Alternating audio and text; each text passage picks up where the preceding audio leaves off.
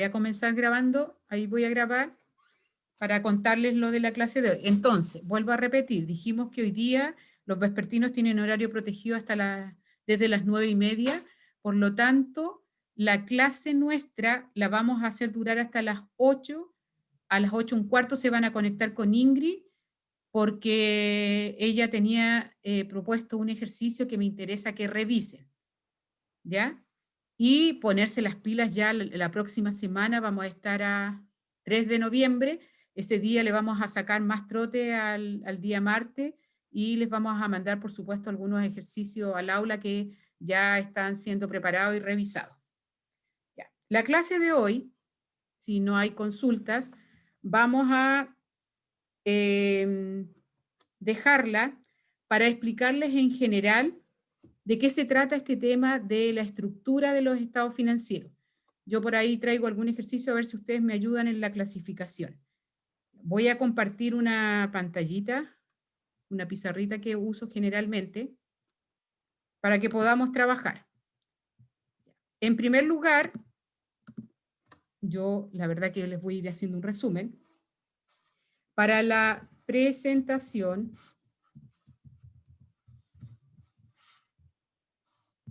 de los estados financieros, nosotros descubrimos que la Comisión para el Mercado Financiero y el Colegio de Contadores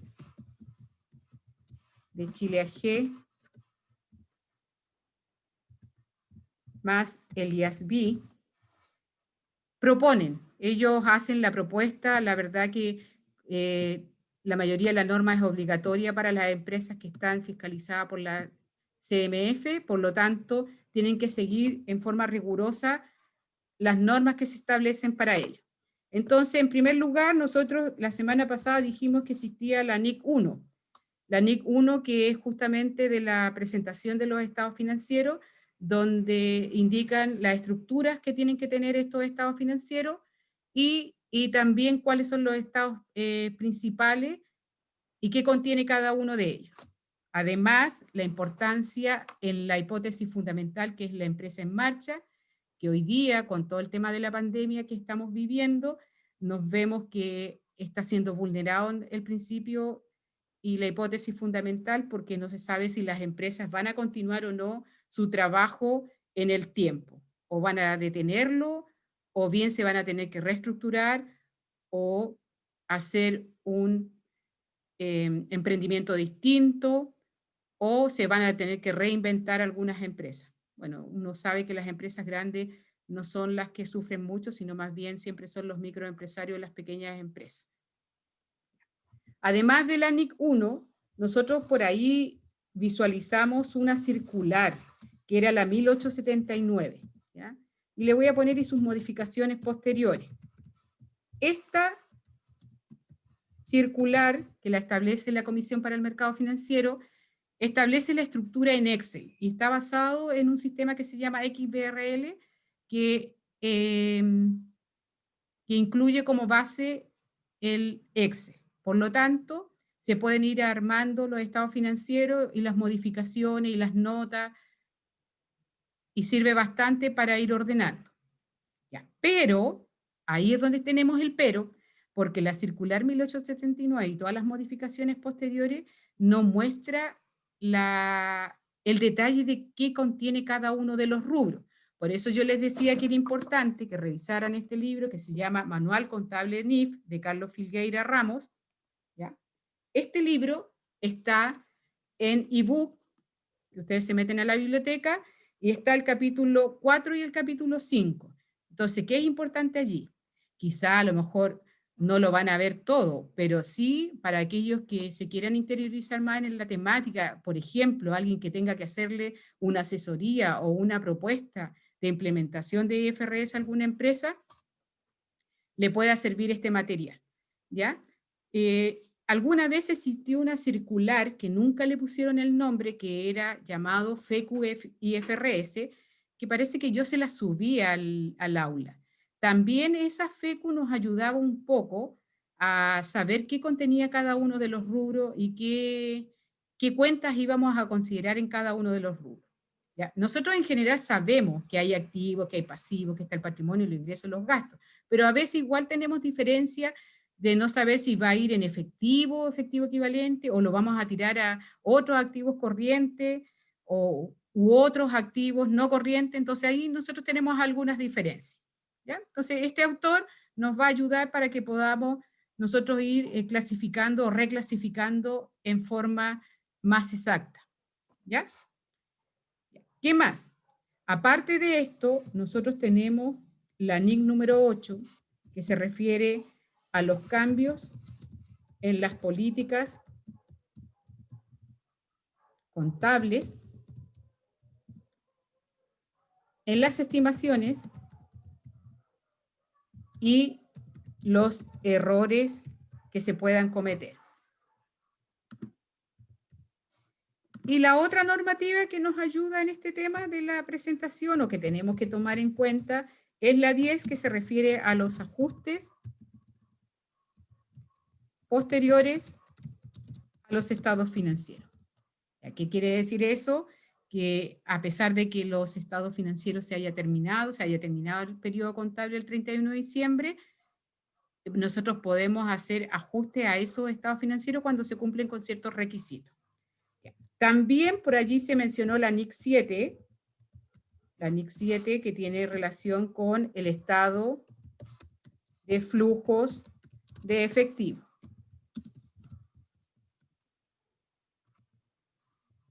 La NIC 34, que tiene que ver con los estados financieros intermedios.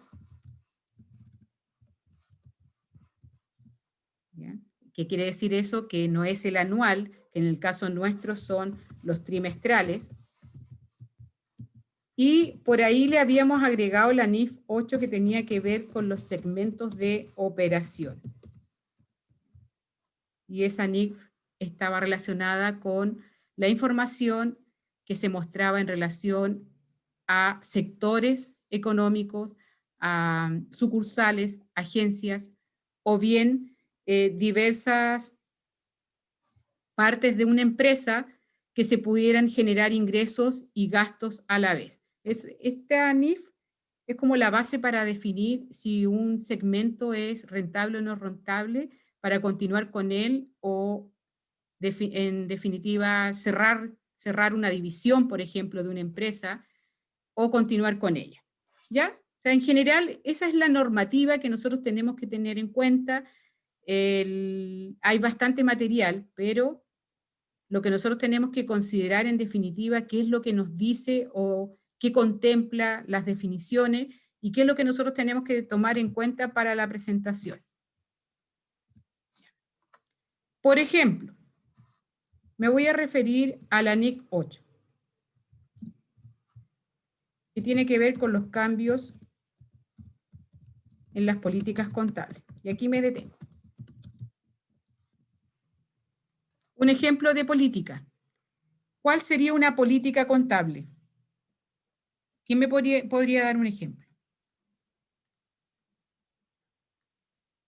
Que tenga relación con las existencias, con las propiedades, planta y equipo. A ver, ¿quién se atreve?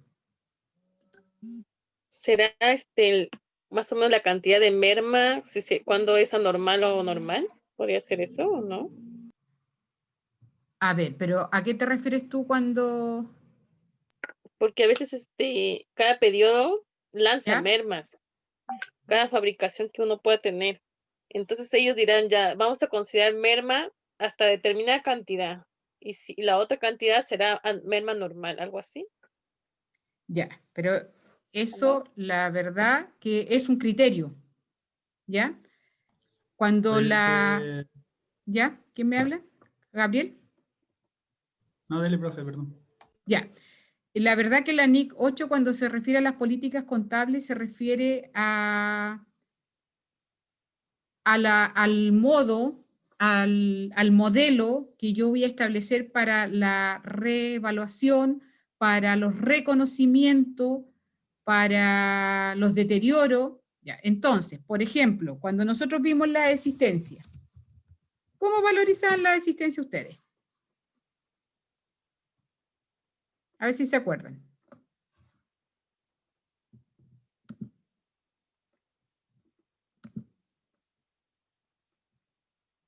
¿Qué sistemas utilizaban? El Sistemas, costo, el valor razonable. ya, el FIFO y el promedio móvil, ¿cierto? ¿Usaban eso o no? Lo vimos en Sí. normativa contable, ya. Entonces, cuando yo defino como empresa que las existencias van a ser valorizadas con el sistema FIFO, estoy estableciendo una política. ¿Ya? Ya, supongamos, se seleccionó ¿El tipo de depreciación también podría ser entonces? ¿O no? el tipo de depreciación también. Ya, supongamos que aquí se seleccionó el FIFO. Ya, vamos con los PPE. Dijimos modelo o método. Métodos de depreciación. ¿Y cuáles eran esos métodos? 3 que se establecían en la NIC 16, que era lineal, ¿ya? Por cuota de producción, Ya, cuota de producción. no Y me acuerdo de lo decreciente. Ya. Ya, supongamos que se seleccionó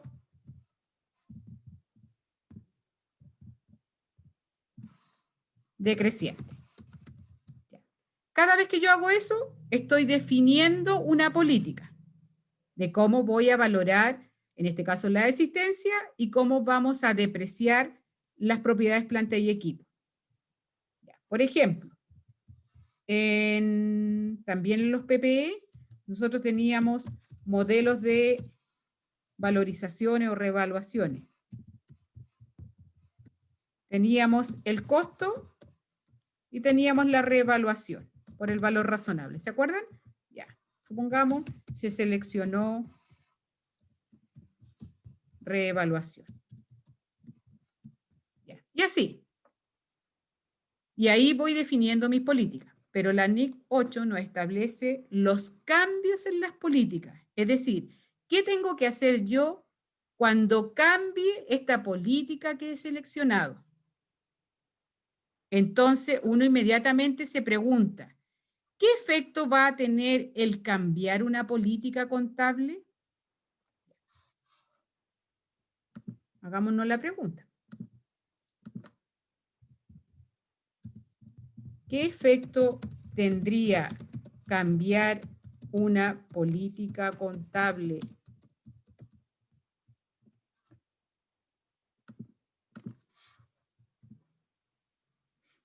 Me pica la nariz. Ya. ¿Tendría efecto el cambio si yo me voy del FIFO al promedio móvil ponderado en la existencia?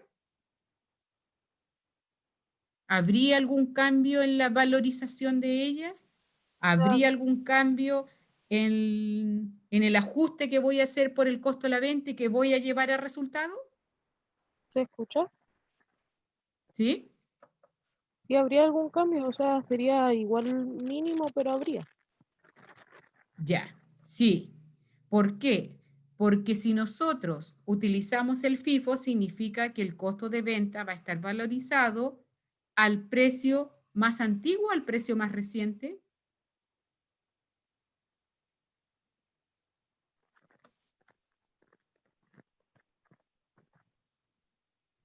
¿Más reciente?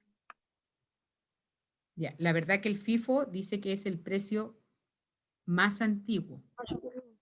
¿Ya? Por lo tanto, el inventario te queda valorizado al precio más reciente.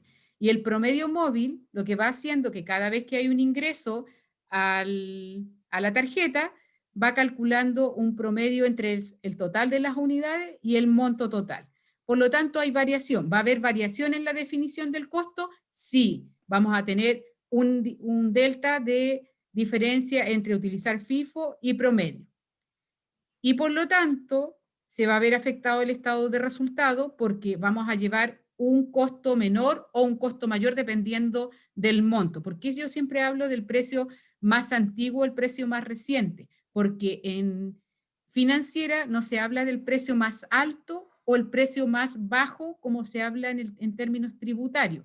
Aquí se habla del precio más antiguo y el precio más reciente.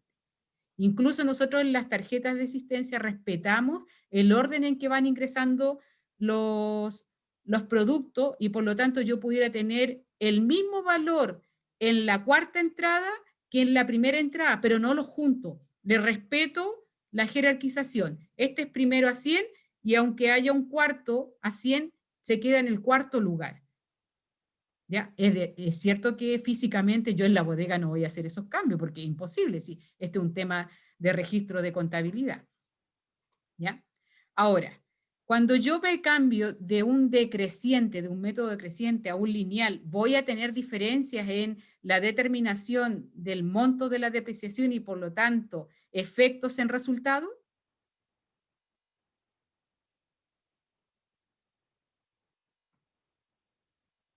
¿Tengo diferencias? Sí. Sí, ¿cierto? Porque el lineal me dice que todos los periodos tienen el mismo valor, la depreciación. En cambio, el decreciente me dice que los montos más altos están en los primeros años y los montos más bajos están en los últimos años. Porque la decreciente significa uso rápido en los primeros años.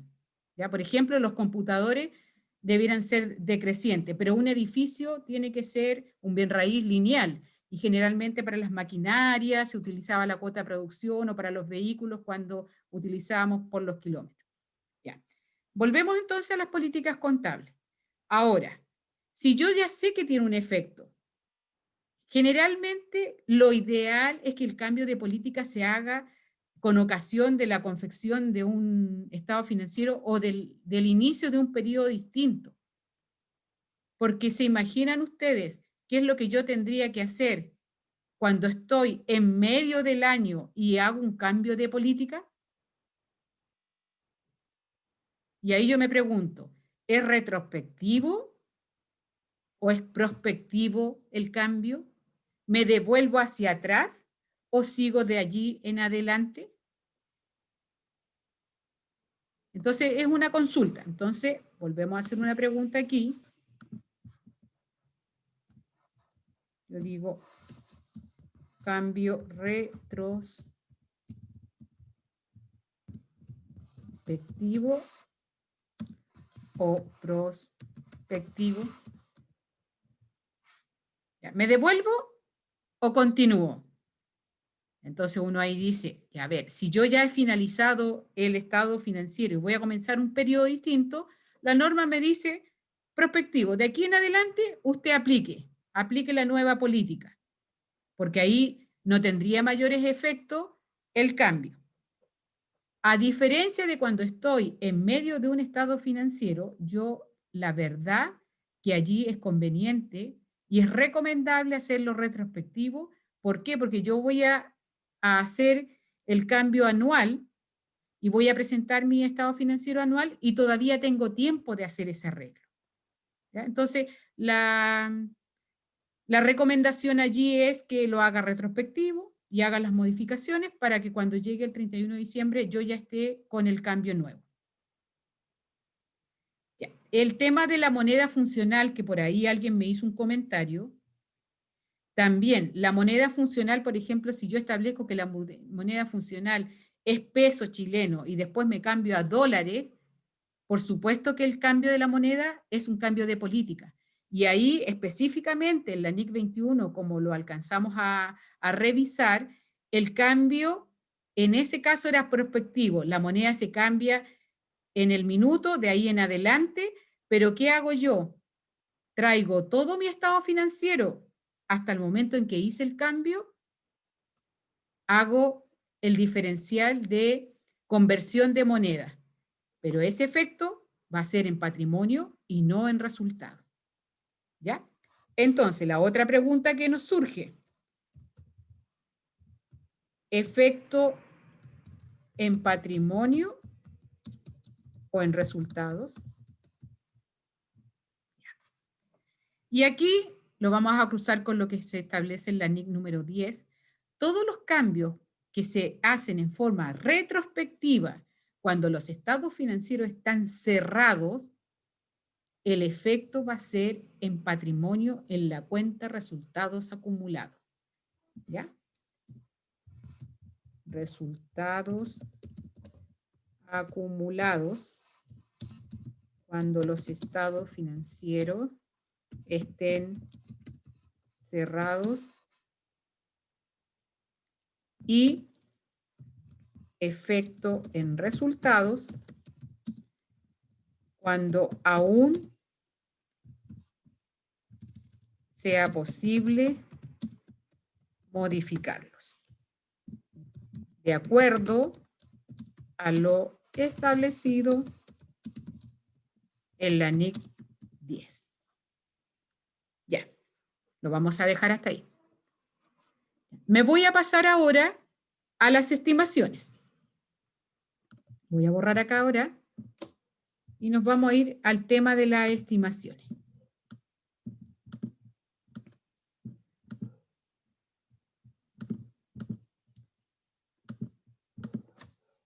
También la NIC 8 me habla de cambios en las estimaciones contables.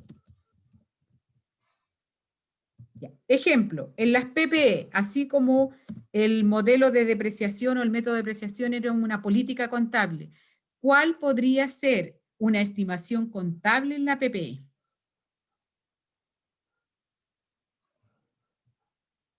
¿Dónde yo visualizo que hago una estimación? ¿Cuándo?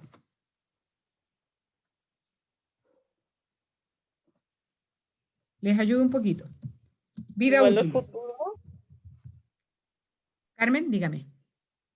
sería cuando calculo el valor actual del valor de futuro? Porque estimo más o menos cuánto gastaré para Ya, le voy a rehabilitar eso. colocar valores residuales. ¿Ya? Entonces, cada vez que yo estime la vida útil o estime el valor residual de una PPE, estoy haciendo esta estimación contable, este acercamiento u aproximación al valor real. Sabemos que nunca vamos a tener 100% la certeza de que ese va a ser el valor. Por lo tanto, yo hago una estimación. Pero después que yo sé que esa estimación va a tener unas variaciones positivas o negativas y las voy a tener que ir reconociendo. ¿Ya? Entonces, cuando existe un cambio en la vida útil, por ejemplo, yo tenía una maquinaria y yo dije 10 años de vida útil y ustedes dijeron ya, lo vamos a depreciar en 10 años, vamos a colocar su valor residual, se lo vamos a restar y se supone que en 10 años vamos a tener el valor residual que hemos estimado. Ese es el primer periodo.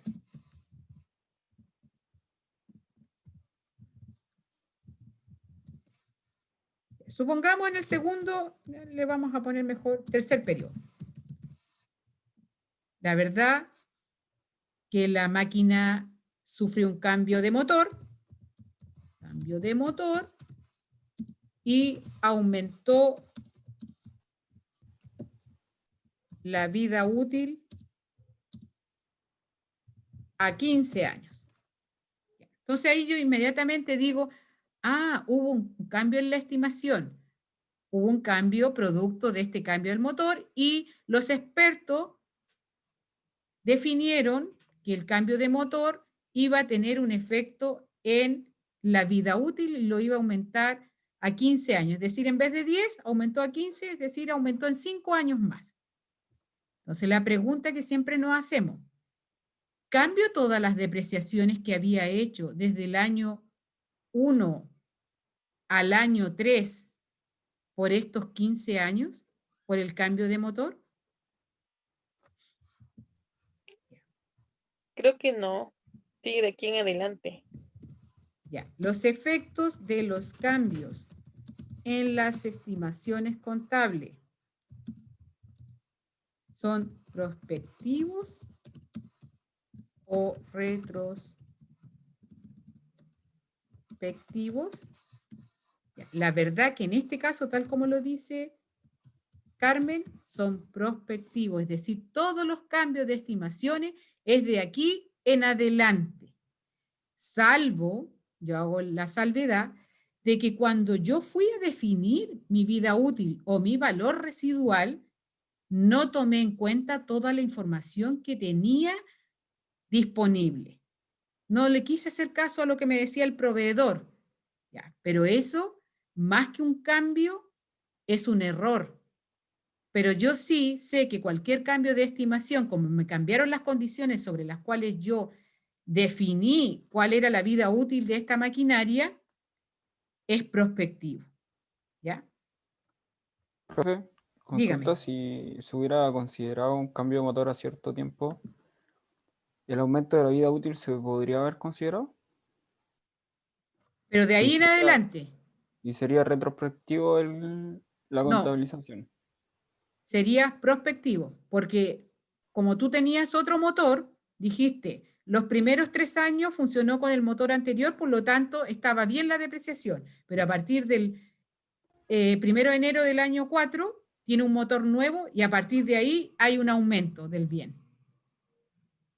¿Ya? Entonces lo que me queda de depreciación del valor yo lo voy a dividir en los años que me reste.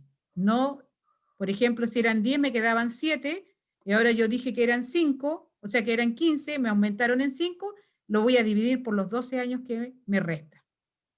No sé si se entiende eso. Yo Sí, profe. los primeros 3 años lo hice por 10 años, pero cuando ya llegué al 4.º año dije, oh, me aumentó en 5 años más. De 7 me aumentó a 12 años. ¿Ya? Entonces, la ventaja que nos establece la NIC 8 dice que cualquier cambio en la estimación, si yo evidencio y fundamento que efectivamente lo hice con toda la información que tenía disponible, es prospectivo. ¿Ya? Y ahí ahora me voy a pasar a los errores. Profe, disculpa que la vuelva a interrumpir. Dígame nomás. Entonces, pasa por el tema de la información en el que la contabilización siguiente sea prospectiva o retrospectiva. En el caso de las estimaciones, sí. Sí, incluso para el tema de las políticas contables también, porque si no tengo toda la información a mano y llegué y tomé una decisión como al ojímetro y por olfato, la verdad que eso no corresponde. Y después si el auditor viene y descubre que efectivamente tú no utilizaste toda tu información para definir política o estimaciones, te va a pedir hacer los cambios. La misma auditora o el auditor que viene a revisar hace las recomendaciones y el mismo te va a decir, mire, este ajuste lo tiene que hacer al 31 de diciembre y va a tener efecto en el patrimonio, va a tener efecto en resultados y me devuelve todo y me recalcula todo. Ahora, también hay que considerar el tema de la impracticabilidad, es decir, ¿qué tan práctico es que yo me devuelva con un bien que ya lo había depreciado 20 años que con un bien que a lo mejor lo deprecié 3 años? Claro, sí. ¿Cierto? Porque con 3 años yo me puedo devolver, incluso tengo mi tabla Excel, no tengo ningún problema. Pero si tiene 20 años de depreciación, hubo cambios de motor, revaluaciones, deterioro, ahí eso es impracticable. Entonces el mismo auditor dice, no, ya de aquí en adelante considérelo y les vamos a revaluar lo que trae, aplique prueba de deterioro y ellos mismos te van a dar las recomendaciones. ¿Ya? Entonces, quiero hacer la diferencia con los errores.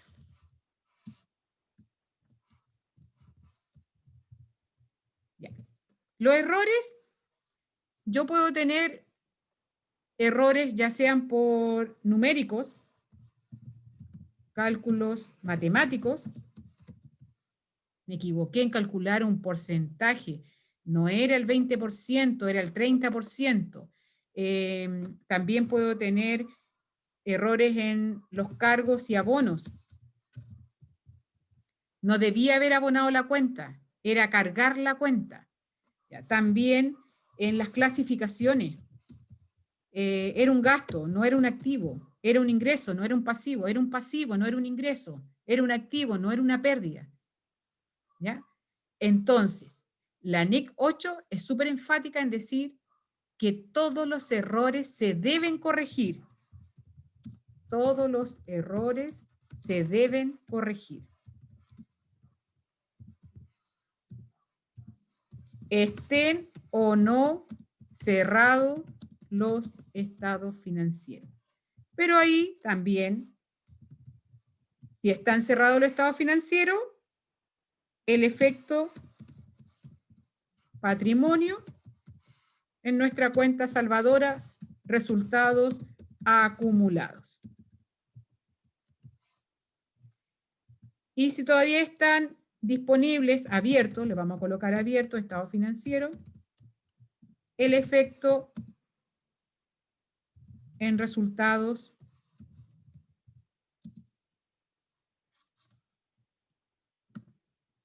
y por lo tanto, la pregunta es retrospectivo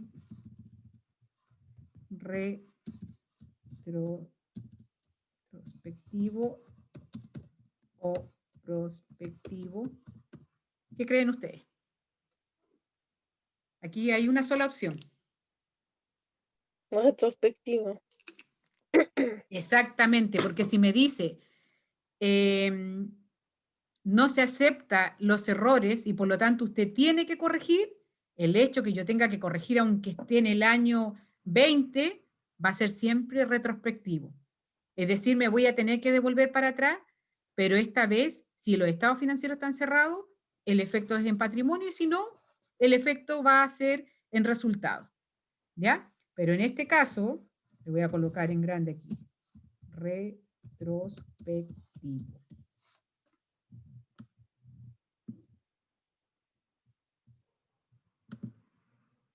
Pero me hizo todo.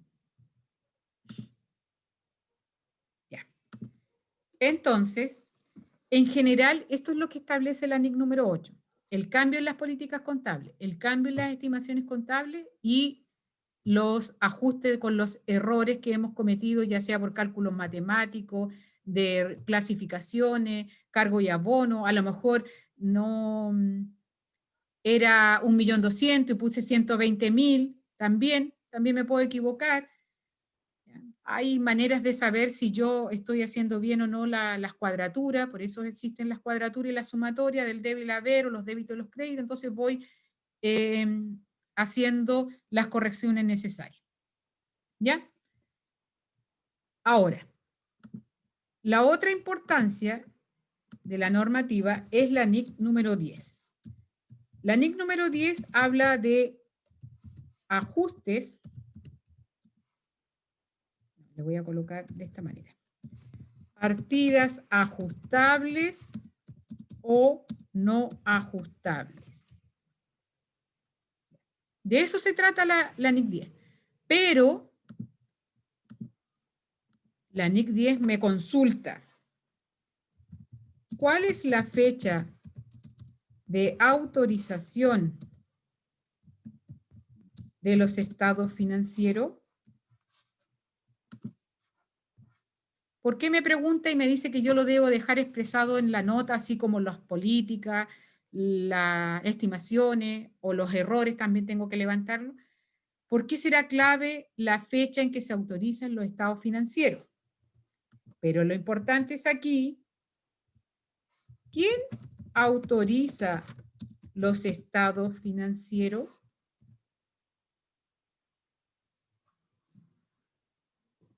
¿Quién creen ustedes que autoriza los estados financieros? ¿Cuál es como la línea de tiempo que se va siguiendo?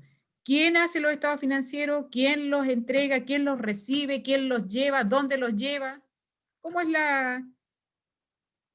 son las etapas que va cumpliendo cuando el contador confecciona los estados financieros y lo tiene listo? ¿Qué hace con ellos?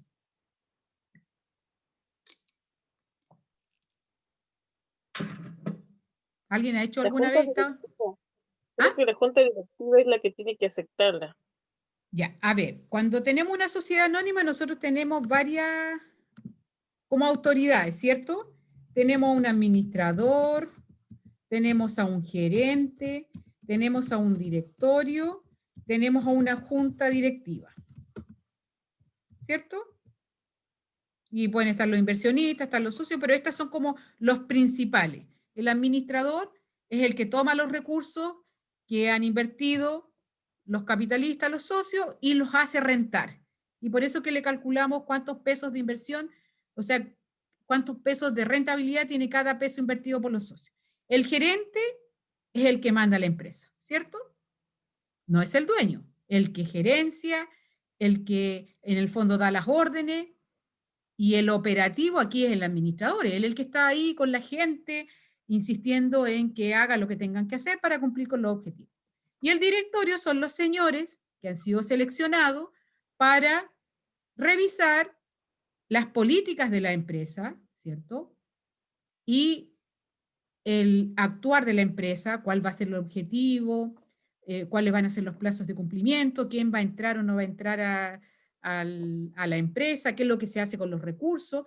Y la junta directiva es como la fiscalización, es como la Contraloría. La junta directiva es la que toma decisiones respecto digamos, al futuro de la empresa. ¿Ya?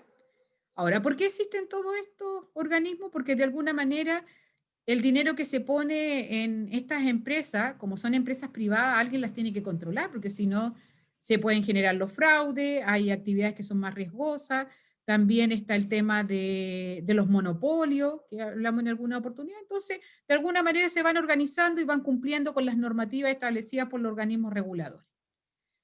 Pero el contador le va a entregar al administrador los estados financieros, pues también está el gerente allí, se traspasan al gerente y el gerente los lleva al directorio y el directorio es finalmente quien los aprueba o los reprueba.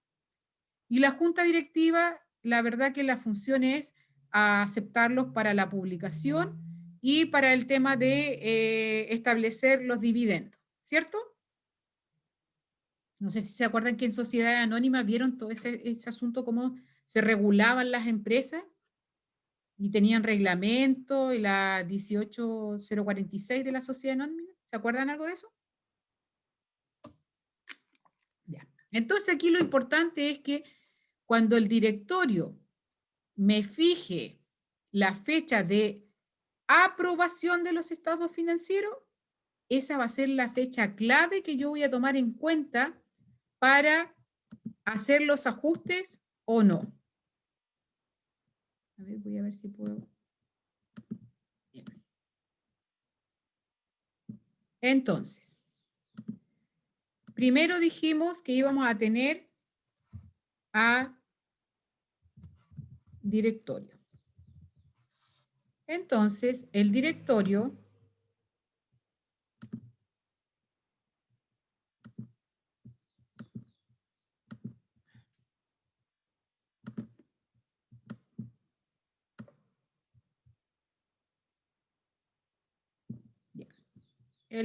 lo que va a hacer es aprobar los estados financieros. ¿Cuándo es el corte de los estados financieros? Se supone que es el 31 de diciembre de cada año, ¿ya? Vamos a colocarle acá.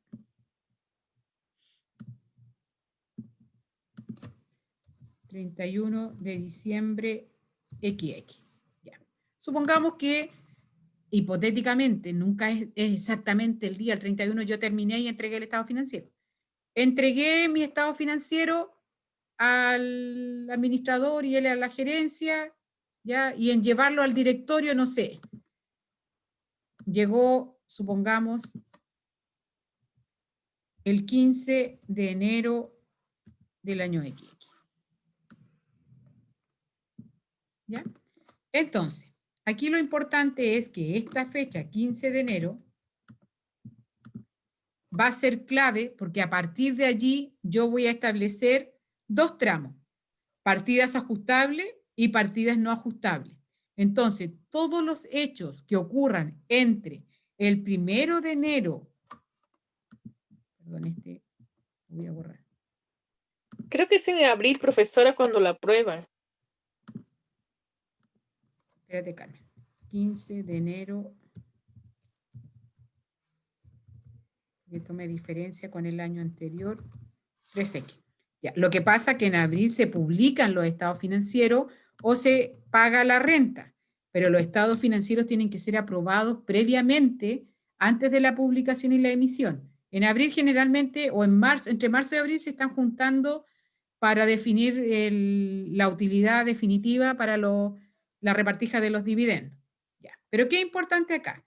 Es importante que entre el 1 de enero del año XXX y el 15 de enero del año XXX, yo voy a poder hacer arreglos en la contabilidad, ajustes contables que van a tener injerencia en el estado financiero que yo ya había aprobado y había cerrado.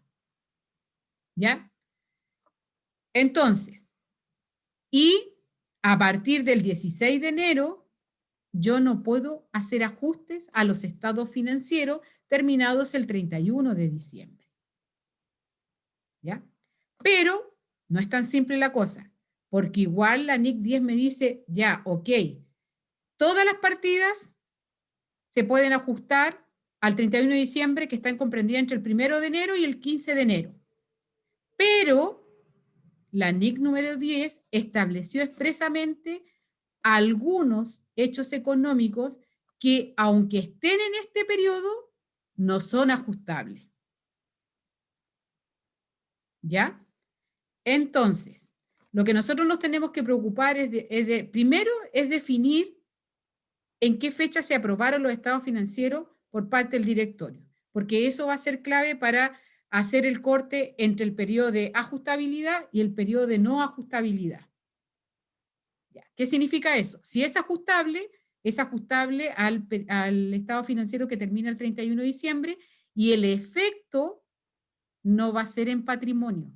El efecto va a ir a resultado y va a tener efecto en la situación financiera y económica del estado financiero el 31 de diciembre. Pero si no es ajustable y yo lo voy a ajustar cuando ocurrió el 17 de enero, el 20 de enero, por ejemplo, un cliente no quiso pagar más el 17 de enero, yo no voy a ir y a corregir la cuenta clientes que tengo el 31 de diciembre. Voy a hacer el ajuste de ahí en adelante y por lo tanto va a tener efectos en los resultados que yo voy a calcular al 31 de marzo del nuevo año. ¿Ya? Pero, por ejemplo, si hay un incendio entre el 1 de enero y el 15 de enero, supongamos que hay un incendio el 10 de enero, se le quema todo. ¿Usted ajustaría o no ajustaría al 31 de diciembre el efecto que tuvo el incendio en todas sus propiedades?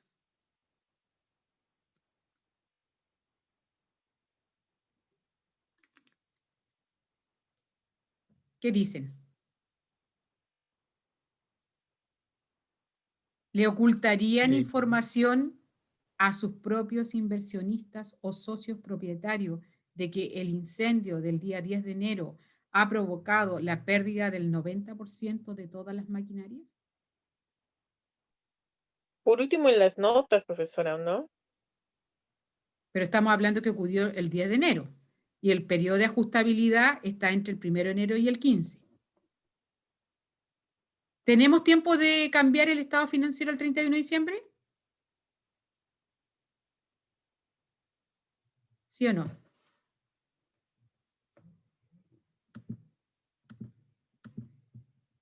¿Qué dicen? Que si pasó el 10 de enero, fue posterior al 31, ¿no? Ya, pero ¿y si estoy en el periodo de ajustabilidad, Daniel?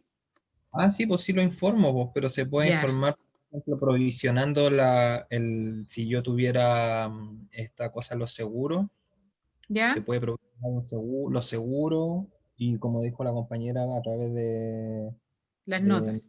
de las notas se puede dejar hecho el hecho de que hubo un incendio y se quemó la existencia o las instalaciones o todo. Ya. ¿Se dan cuenta? Ya. ¿Y qué hubiese pasado si el incendio ocurre el 28 de febrero? Yo ya cerré el estado financiero el 31 de diciembre. No me puedo devolver el 31 de diciembre. Estoy fuera del periodo de ajustabilidad. Pero, ¿lo reconozco o no lo reconozco? ¿Lo expreso o no lo expreso en nota? ¿Modifico o no modifico las provisiones? Las puras notas. ¿Establezco Entonces. deterioro? ¿Qué dices, Carmen? Que las puras notas nomás entonces, como ya no se puede ajustar, ¿o no? Ya, pero el efecto, yo lo tengo que registrar el 28 de febrero, todos los efectos que pudieran tener en mis maquinaria, en mi existencia, los cambios en las provisiones, pero no voy a afectar el estado financiero el 31 de diciembre, sino que voy a afectar el resultado y la situación financiera del siguiente estado financiero, que es al 31 de marzo del siguiente año. ¿Ya? Y por lo tanto va a tener efectos en los resultados, en los ingresos y gastos y en el patrimonio del estado de resultado y el estado de situación financiera, en los estados de flujo, en el cambio del patrimonio y en las notas al 31 de marzo del XXX. ¿Ya? Entonces, la verdad que la NIC 10, hay cosas que la expresa y que dice, aunque esté dentro del periodo de ajustabilidad o fuera del periodo de ajustabilidad, no son ajustables al 31 de diciembre del año anterior. ¿Ya? Yo quiero que busquen, la próxima semana quiero que me cuenten cuáles son esos hechos económicos que aunque ocurran dentro del periodo de ajustabilidad, no van a ser ajustables el 31 de diciembre. Pero yo lo que quiero que les quede claro, que los ajustes, si estamos con los estados financieros cerrados, ¿qué significa cerrado? Ahora sí que le vamos a dar el apellido. ¿Han sido aprobados los estados financieros por el directorio? Si ya están aprobados, es porque yo ya no les voy a poder hacer modificaciones y el efecto va a tener que ser el patrimonio. Pero si los estados financieros aún no han sido aprobados por el directorio, yo voy a hacer los cambios en el estado de situación financiera, en el estado de resultado o los otros estados financieros al 31 de diciembre y el efecto será en situación económica, en situación financiera o en los flujos. ¿Ya? Esa es la gran diferencia que tenemos. Pero vuelvo a insistir, hay como 3 o 4 cosas que la NIC 10 establece claramente que aunque estén dentro del periodo de ajustabilidad, no es posible modificar. Y eso se tiene que hacer de ahí, en el minuto en que ocurrió el 10 de enero, aunque está dentro del periodo, el 10 de enero se va a registrar y no va a tener efecto en el periodo que se está terminando. ¿Ya? ¿Alguna pregunta? ¿Por qué es importante esto?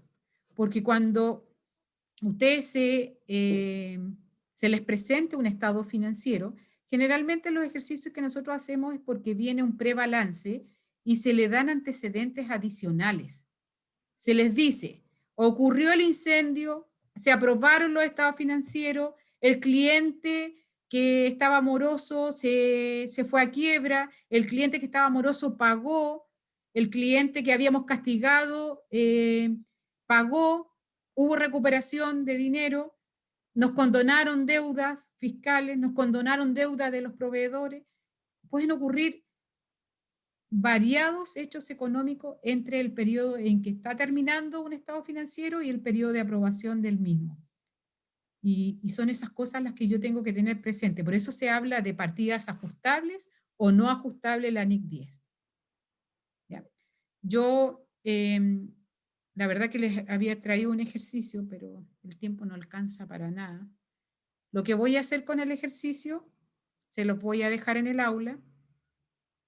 Vamos a clasificar primero en activo, pasivo, patrimonio, ingreso y gasto. Después si son corrientes, no corrientes.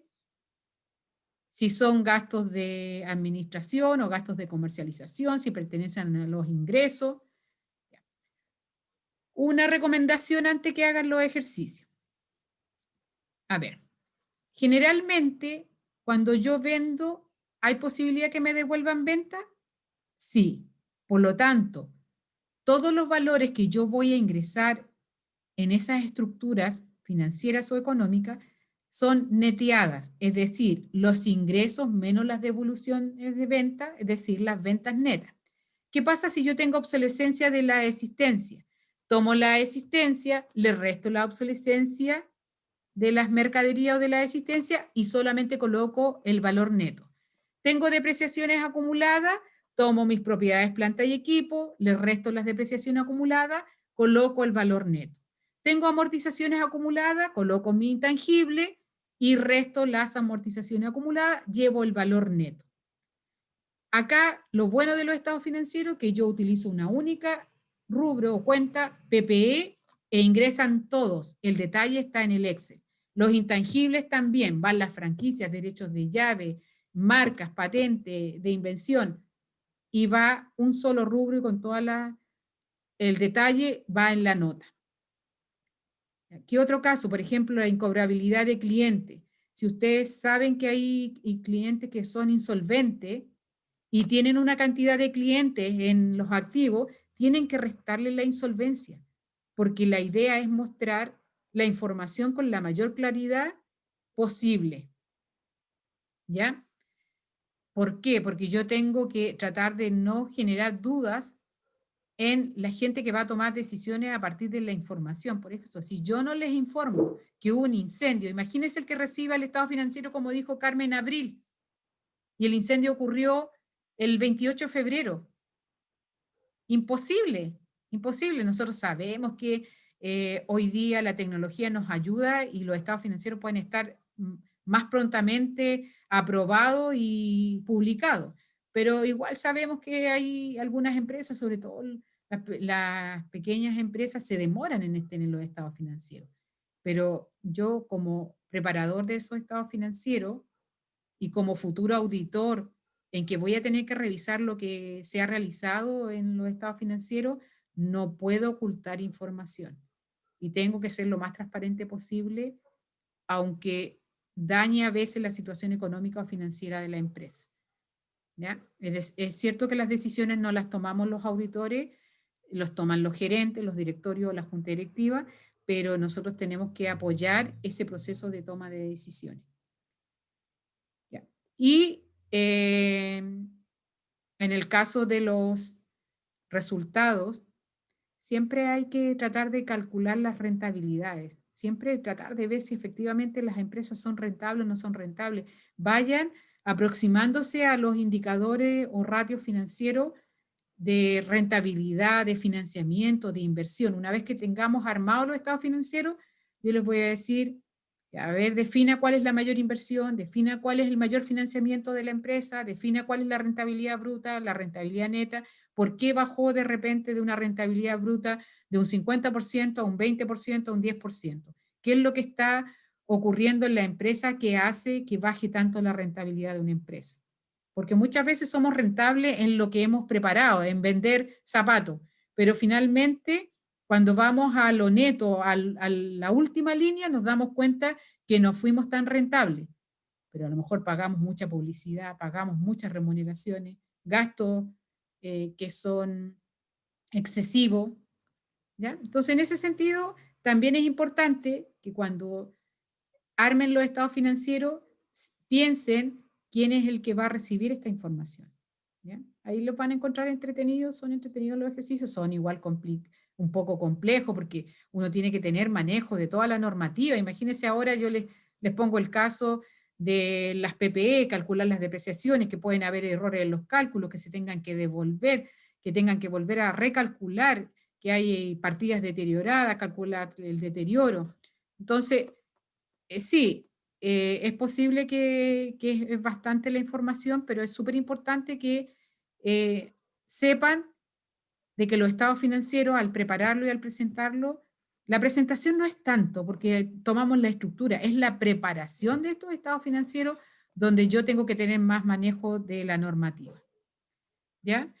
La verdad que ya son las 8, habíamos indicado que a las 8:15, por favor, se agregan con la profesora Ingrid para que puedan desarrollar el ejercicio que ella les subió al aula y puedan ir ya haciendo las clasificaciones. Yo me voy a quedar en este tiempo a terminar el ejercicio y también se los voy a subir al aula para que la próxima semana tienen una tarea. Tienen que buscar cuáles son los hechos económicos que, a pesar de que están dentro o ocurrieron en el periodo de ajustabilidad, no se ajustan. ¿Ya? Esa es la primera pregunta que yo les voy a hacer. Y vamos a continuar desarrollando ejercicios, porque la próxima semana le tenemos que sacar trote al día martes, porque yo sé que después de la asamblea no van a volver. Y por supuesto, cualquier duda, consulta, me la hacen saber al correo o me mandan un mensaje por el aula. Así que agradezco a los que vinieron y en un ratito más se conectan con la profesora. Yo también me voy a conectar y voy a estar por ahí pendiente de ustedes. ¿Ya? Así que nos vemos más ratito. Vayan a tomarse un té, un cafecito y se Profe, ¿qué preparan. hora volvemos? 8:15. 8:15, ya. ¿Ya?